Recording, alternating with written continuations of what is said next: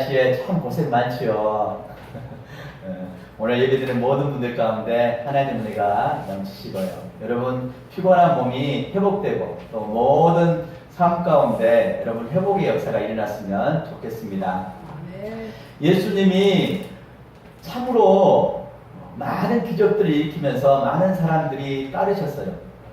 5절도 말했지만 예수님이 많은 병자를 고치고 말씀을 전할 때마다 많은 사람이 따랐기 때문에 예수님의 인기는 하늘을 찌를 듯 했습니다.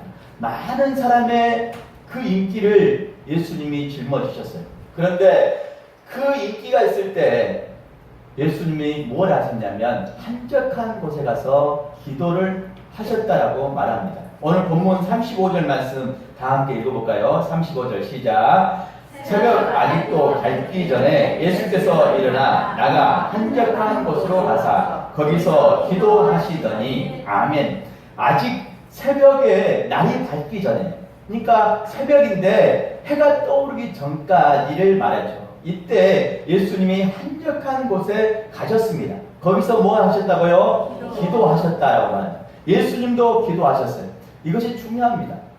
오늘 인기를 받고 올라갈 때 기도하셔야 돼요. 그리고 뭔가 잘 풀려갈 때 기도해야 됩니다. 우리 영적으로도 은혜 받고 막 풍성해지잖아요. 일이 잘 풀려지잖아요. 그때 기도해요. 재물이 많아지잖아요. 막 쌓을 곳이 없이 막 재물이 막 통장에 들어오고 많아지잖아요. 그때 기도해야 됩니다. 내 지식이 많아지잖아요. 막 외적인 지식들이 영어가 터지고 막 책이 읽어지고 지식이 많아져요. 그때 지식이 많아질 때 기도해야 됩니다. 그때 기도하지 않으면 그 지식이 그 사람의 발목을 붙잡기도 하고 그 사람의 그 재물이 그 사람의 앞길을 붙잡습니다. 그리고 그 사람의 인기가 그 사람의 앞길을 가로막아요. 기도하는 것이 중요합니다. 부해질 때 우리 마음에 뭐가 찾아오냐? 교만이 찾아옵니다.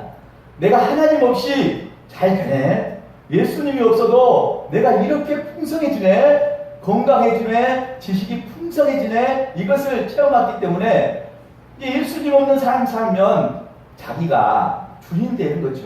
그러면서 교만해지면서 그때 많은 사람들이 무너집니다. 오늘 여기 계신 모든 분들은 오늘 하나님 은혜 가운데 그럴 때마다 기도하시길 간절히 소망합니다. 오늘 우리가 큰 교회 하는 목사님도 그 많은 성도들에게 서포트를 받을 때 꼭 기도하셔야 돼요. 기도하지 않으면 한순간에 넘어집니다. 사탄의 공격이 가장 심한 곳이 어디냐면 교회고요. 특별히 목사님에게 사탄의 공격이 가장 심합니다.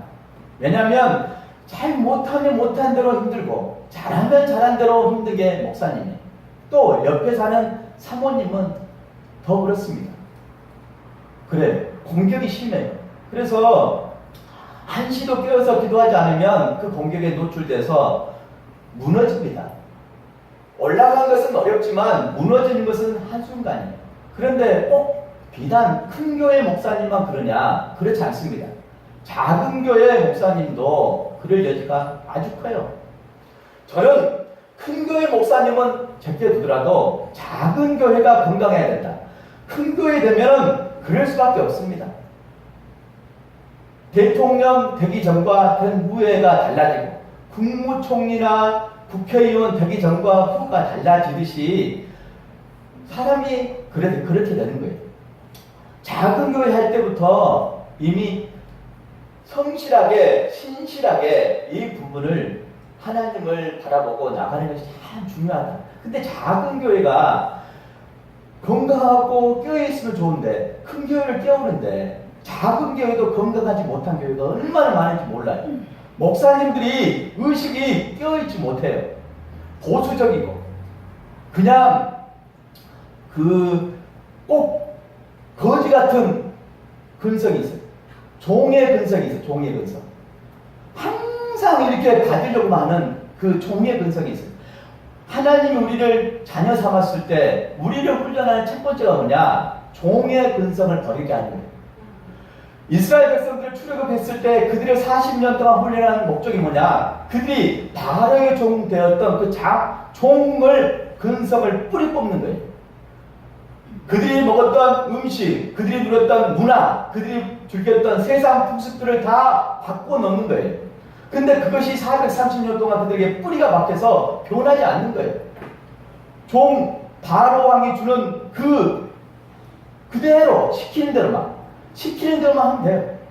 더 이상 그 이상도 안 하고 이하도 하지 않습니다.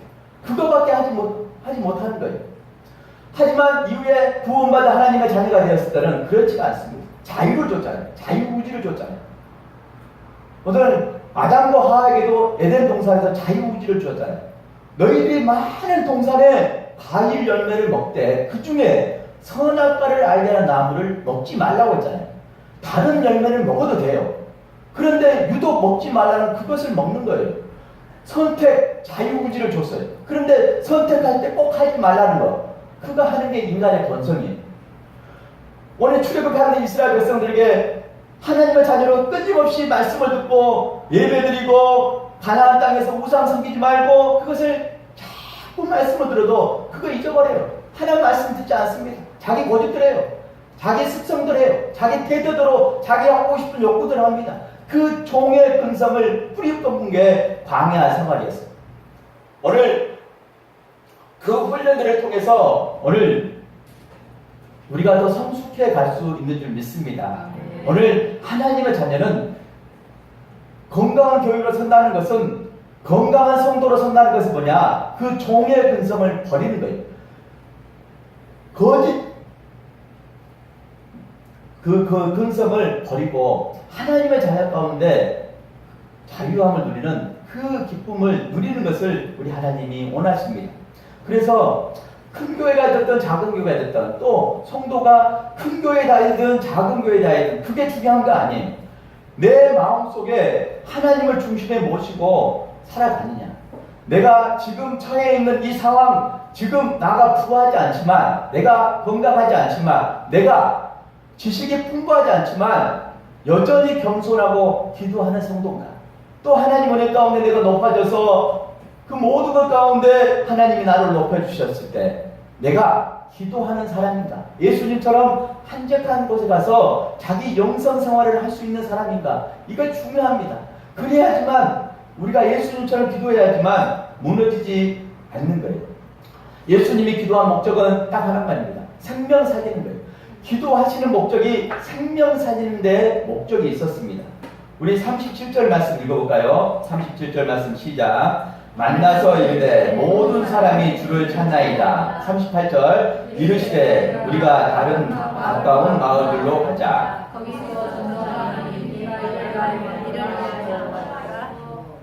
39절 이에 온 갈릴리에 다니시며 그들의 여러 해당에서 전도하시고 또 귀신들을 내쫓으시더라. 아멘. 예수님이 뭘 하셨어요? 마을에 다니면서 뭐 하셨어요? 전도하셨습니다. 가까운 마을들로 가자. 거기서도 전도하리니 내가 이를 위해서 왔노라. 이를 위해서 보냄받았다라고 말합니다. 전도는 사람을 데려오는 것이 아니에요. 전도는 사람을 데려온 것으로 끝나면 안 됩니다. 그래서 한국교회가 이 모양 이 꼴이 된 거예요. 세상 사람들에게 개독교라는 말을 듣게 된 겁니다. 무조건 교회에 사람들을 데려와서 채우다 보니까 성량주의로 간 거예요. 사람들이 많아졌는데 실속은 없어요. 목사님들이 끼어서 그 은혜 가운데 그 은혜를, 그 축복을 세상으로 다시 내보내야 되는데 그 교회만 떵떵거리고 잘 되는 교회가 되다 보니까 교회에서는 매일매일 잔치가 이루어지는데 그 성도들이 나가서 세상에 살 때는 그렇지가 못한 거예요. 서울의 유명한 대형교회도, 순천의 중형교회 대형교회도 정말 껴있는 교회가 되었다면 정말 이 세상에서 그리스도인들이 정말 칭송받는 사람이 됐을 거예요. 사람들은 불교에 가서 돈을 그렇게 많이 들이는데 불공을 드릴 때 아깝지 않게 생각합니다. 그런데 세상 사람들은 교회에 와서 무엇 드리는 거 그렇게 인색하게 생각해요. 저희가 전도하면서 보면서 불교 다니는 사람들 보면 절에 가잖아요. 와, 돈을 그렇게 많이 들이더라고요. 그런데 그런 사람들이 교회에 돈 1,000원짜리 무서워서 안 온 사람들이 많아요. 왜 그럴까? 비단 지금 세대 가운데 이 성장주의가 이 만든 패단이에요. 한 영혼을 바라보고 귀중히 여기고 그 영혼들을 제자 삼아서 잘 양육하고 끝까지 책임지는 그 주님의 사랑으로 돌보는 것. 오늘 오전에 말했지만 그 축복계좌를 메워오는 내 사랑처럼 끝까지 책임지는 헌신과 사랑, 그 영혼을 불쌍히 여기는 그런 사람들, 제자가 되어서 예수님을 따르는 제자가 일어나야 되는데 목사님을 따르는 제자들이 많은 거예요. 목사님이 기도하잖아요. 우르르 나와서 기도하고, 목사님이 없으면 휴가 가면 기도하지 않아요. 그런 게 아닙니다. 목사님이 있든 없든 주인들의 예수님 바라보고 기도하고 나가는 거예요. 주인 보고 주인 대신은 예수님 바라보고 예배하고 가는 거예요. 그게 제자 아니에요? 그런데 성장주의에 빠진 교회들은 목사님께 칭송받으려고 목사님 모임만 하고 목사님 없으면 하지 않습니다. 그래서 세상에 나서는 그렇게 사는 거예요. 세상에서도 목사님은 계시지 못할지라도 하나님이 보고 계시고 예수님이 함께 하시는데 그것을 두려워하지 않는 거예요. 하나님이 나와 함께 하심을 두려워하고 살면 달라집니다. 그래서 성장주의에서 이제 뭘로 가야 되냐면 성숙한 교회로 가야 돼요. 건강한 교회로 가야 됩니다.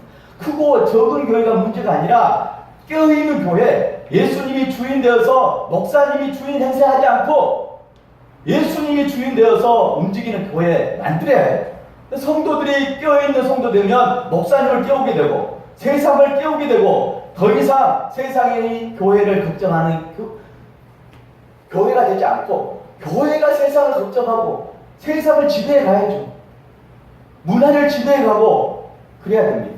오늘 순천우리교회가 그런 비전을 가지고 한 걸음 한 걸음 나갈 수 있었으면 좋겠습니다. 오늘 예수님의 이 한적한 곳에 가서 기도하시더라. 이 말씀이 주는 메시지. 예수님의 인기는 절정에 이렇습니다. 근데 기도하잖아요. 예수님도 기도하는데 우리가 기도하지 않으면 어떻게 승리합니까? 승리할 방법이 없어요.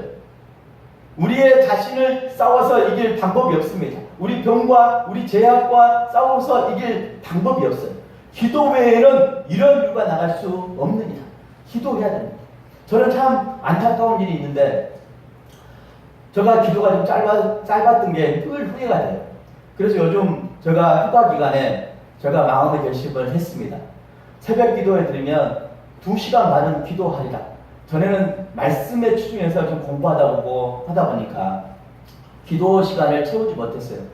항상 저희 전도사님이 그 기도 생활, 기도 시간을 채우는 것 가지고 예물도 드리고 기도했던 것 같아요.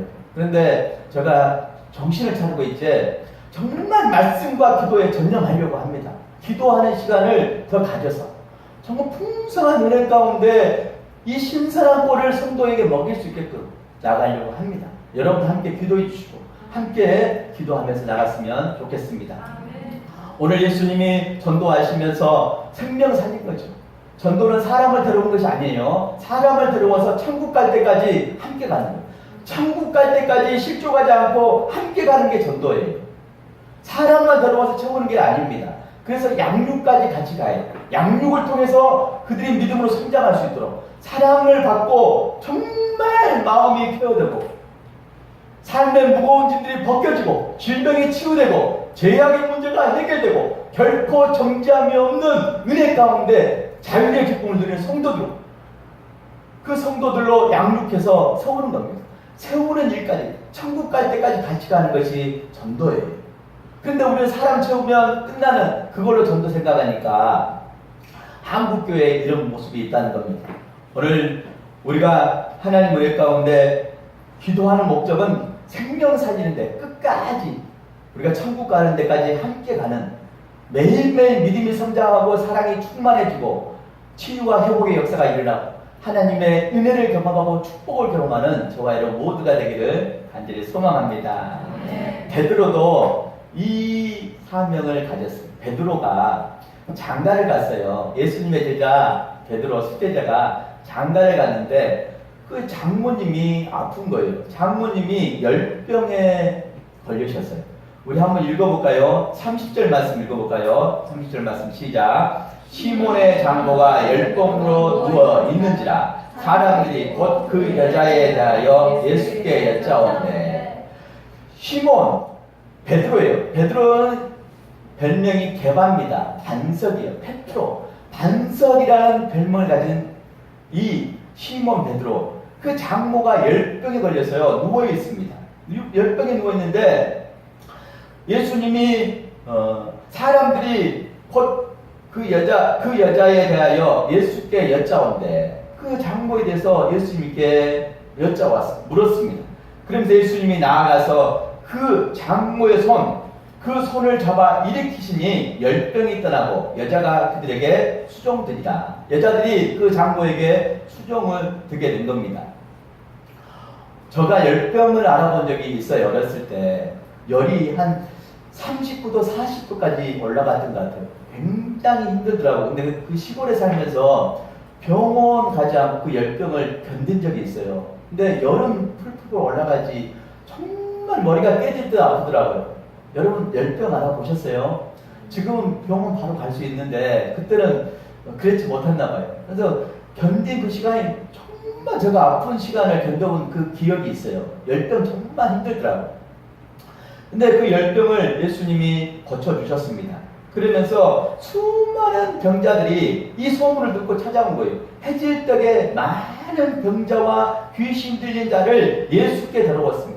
사람들이 나오기도 하고 올 수 없는 사람은 사람들이 데리고 온 거예요. 그렇게 많은 사람이 모여들었어요. 33절에 온 동네가 그 문 앞까지 모였더라. 사람들이 모였어요. 오전에도 가보나움에 사람들이 그렇게 많이 모였잖아요. 그러면서 34절 읽어볼까요? 시작. 예수께서 각종 병이 든 많은 사람을 고치시며 많은 귀신을 내쫓으시되 귀신이 자기를 알므로 그 말하는 것을 허락하지